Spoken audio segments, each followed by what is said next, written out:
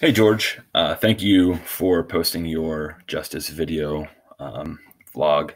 This is a really touchy subject, but I thank you for sharing your perspective on it.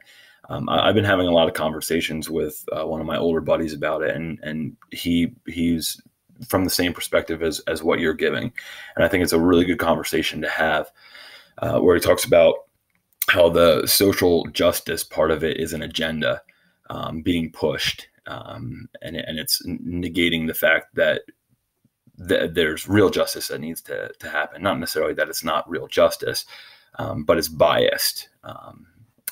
And the more I think about it, the more I don't necessarily agree with that. Maybe it is. Everything can be polarized and pushed to the farthest um, uh, perspective in the subject. But I think the whole idea of the emphasis on the social part of justice is just that. It's that it's part of justice, an aspect that we necessarily don't give much credit towards, or it needs to be addressed more.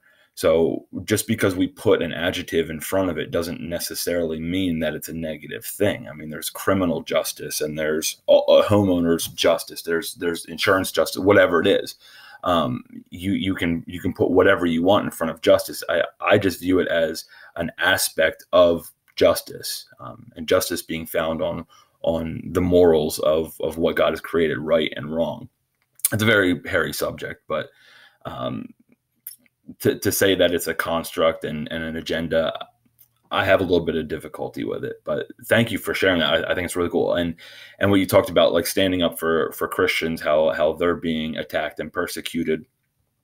I think you came to the conclusion yourself, like earlier in your vlog, where you talked about how whoever comes into your office as a counselor, you will show love, you will show mercy, no matter what their skin color is, or their sexual preference, or anything. That you'll show them the love of God. And I think this is the answer to the solution. I think Christians have been attacked and mocked and ridiculed, but it's because of the lack of love that Christians have. And the solution through all of it is by sharing the love we have, sharing the hope, the joy we have, which takes me to the verse with 1 Peter 3:15. But in your hearts honor Christ the Lord as holy, always being prepared to make a defense to anyone who asks for a reason for the hope that is in you, yet do it in gentleness and respect.